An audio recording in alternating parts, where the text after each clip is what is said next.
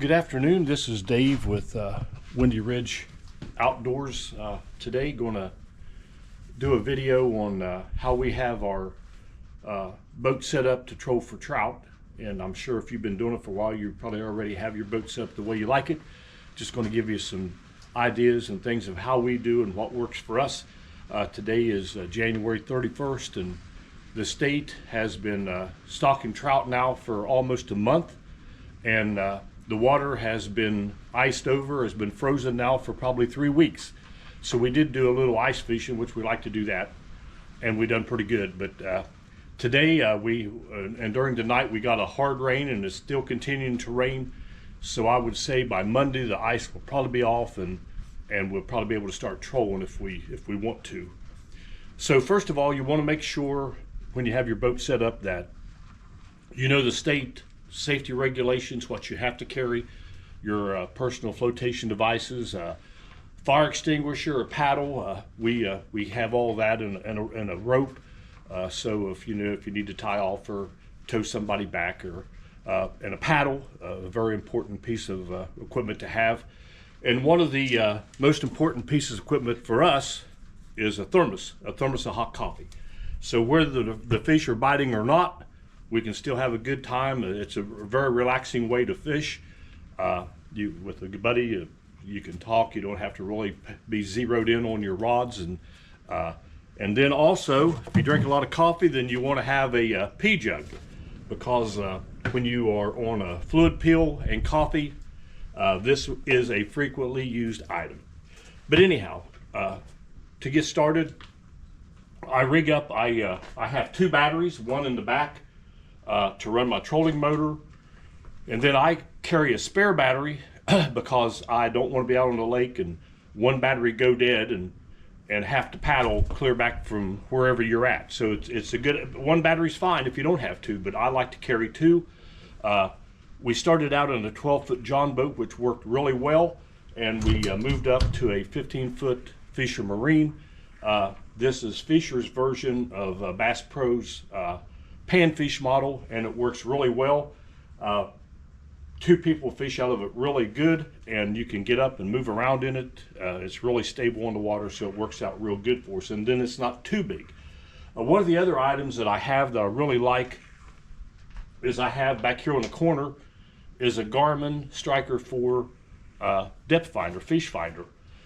And it's not a necessity either, but I like to know the depth of water that I'm fishing in. And one thing I like about this one, it also tells you what speed you're trolling, and speed is very important because especially in cold weather like this, normally you want to go just as slow as you can go and still have the spinners working. So I like it because it tells you the depth, tells you the water temperature, but more importantly for me, it tells me what speed I'm running, and it will also mark fish to let you know if you're in an area that has fish. And then on the speed, I use a Minn Kota EnduraMax 50 pound thrust. And what I like about this motor, it is a variable speed. It goes from 0 to 100. You can turn this thing down slow enough that you can just barely see the propeller moving. So I can run as slow as I need to. And I started out with a 5-speed Minn Kota, and it works okay too, but even on number 1 sometimes, you run a little fast. But if that's what you have, that's what you have. That's what I fished with for the first 2 years. But if you are just getting into it, I would definitely recommend, they make them clear down to I think 45 pound or 40 pound up to 55 or 60, I'm not sure, or 70 I think. But this here is a 50, does a really good job. And again, I like the variable speed part. Another thing that we carry on our boat is this lure retriever. It is made out of an extendable wash brush handle, and I have an eye bolt screwed in it with just a little opening, here where you put on your line, and I can get down to almost 18 to 20 feet to knock a fly or whatever the lure is that I'm using if it gets hung. So I like that. It's not a necessity, but it can save you some money. And another thing that's not a necessity, you probably want a landing net, and I would definitely recommend going out and spending the extra money and buying a rubber one. If you've ever used a nylon one and got one of your spinner's treble hooks you can hardly ever get them out. And with this here, that eliminates the problem. I think at Walmart you can buy one for like 24 bucks at an Ozark Trail brand. And this one here I've had since probably going on the 5th year now, or 4th or 5th year. I've had to patch it a little bit, but it's still very durable. And it's really good because the hooks don't get snagged up anyways like they do in a nylon. So I definitely recommend that. We have rod holders on both sides. I usually carry 4 rods with me that are pre-rigged, and that way if one happens to break, you've got a spare, but I like to have 4. And I've got rod holders on both sides for us. And another thing that I do like to carry, going back to the trolling motor, is I carry a spare prop also. And also I carry the shear pin that goes in the prop. Because if you happen to hit something and shear that pin, then you're stuck.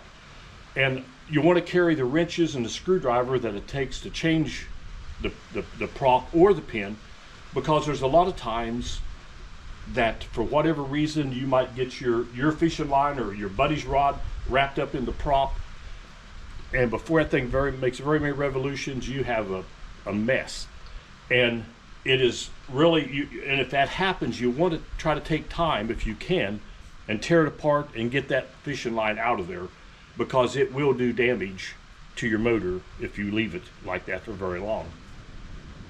So one of the other things that we like to do is I've got 2 rod holders on this side, and we have 2 for the other side for whoever I'm fishing with. And again, it makes it really nice fishing to be able to just put your rod in those holders, because one of my grandsons, Aaron, was just letting him sit in the bottom of the boat, and he was fishing, and one hit it and took my rod out of the boat, and we lost the rod. So that will eliminate that also, but it's just a lot more convenient to have rod holders like that.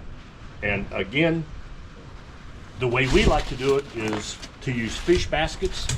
And you know, this boat has live wells on it, but I like the fish basket better.